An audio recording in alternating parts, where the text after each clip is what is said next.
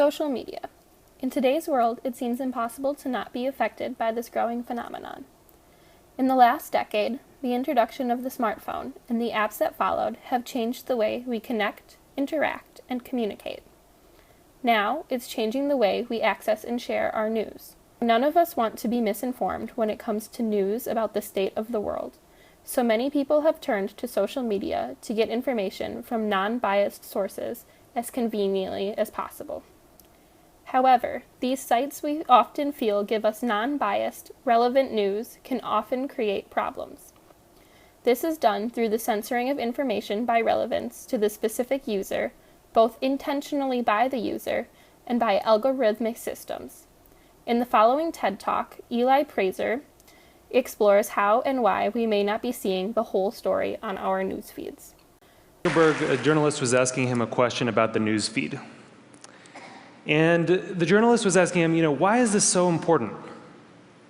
And Zuckerberg said, a squirrel dying in your front yard may be more relevant to your interests right now than people dying in Africa. And I want to talk about what a web based on that idea of relevance might look like. So when I was growing up in a really rural area in Maine, the internet meant something very different to me. It meant a connection to the world. It meant something that would connect us all together. And I was sure that it was going to be great for democracy and for our society. But there's this kind of shift in how information is flowing online. And it's invisible. And if we don't pay attention to it, it could be a real problem.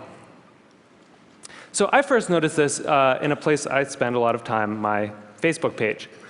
I'm progressive politically, big surprise, but I've always gone out of my way to meet conservatives. I like hearing what they're thinking about. I like seeing what they link to. I like learning a thing or two.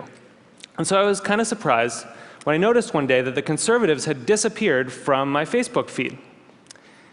And what it turned out was going on was that Facebook was looking at which links I clicked on.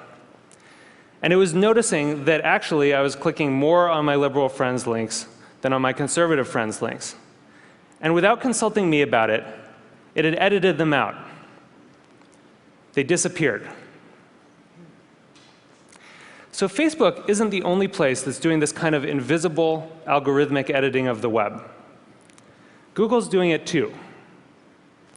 If I search for something and you search for something, even right now at the very same time, we may get very different search results.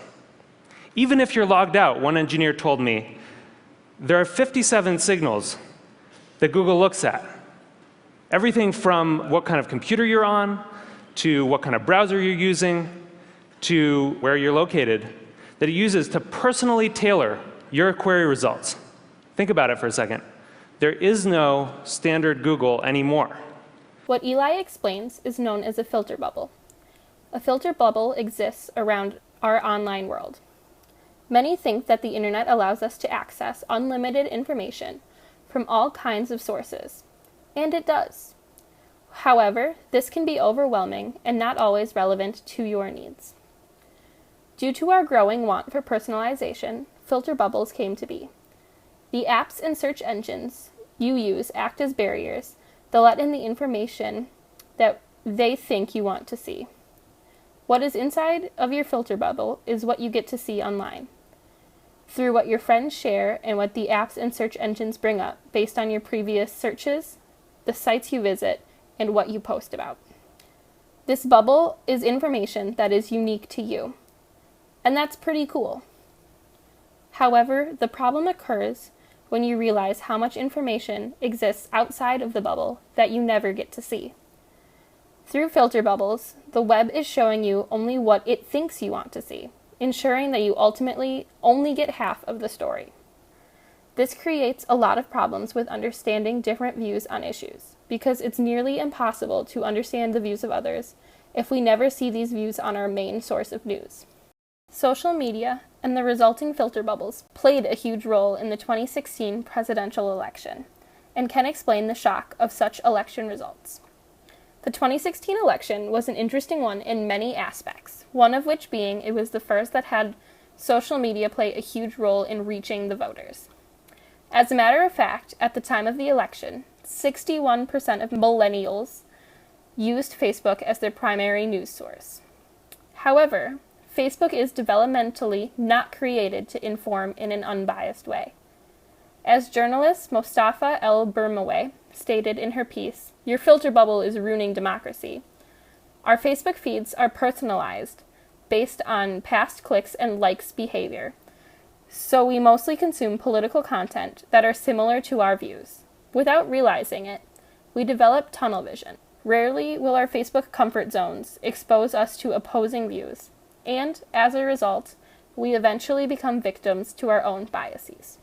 In this article, El-Bermaway also compares the social media activity of candidates Clinton and Trump.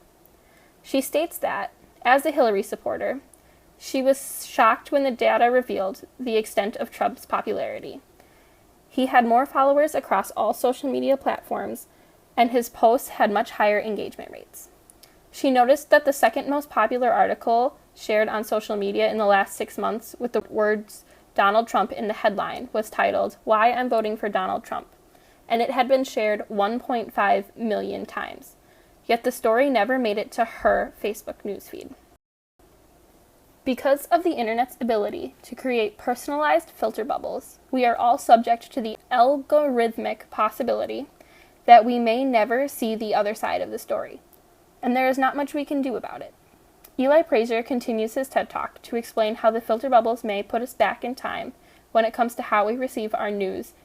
In a broadcast society, there were these gatekeepers, the editors, and they controlled the flows of information. And along came the internet, and it swept them out of the way, and it allowed all of us to connect together, and it was awesome. But that's not actually what's happening right now. What we're seeing is more of a passing of the torch from human gatekeepers to algorithmic ones.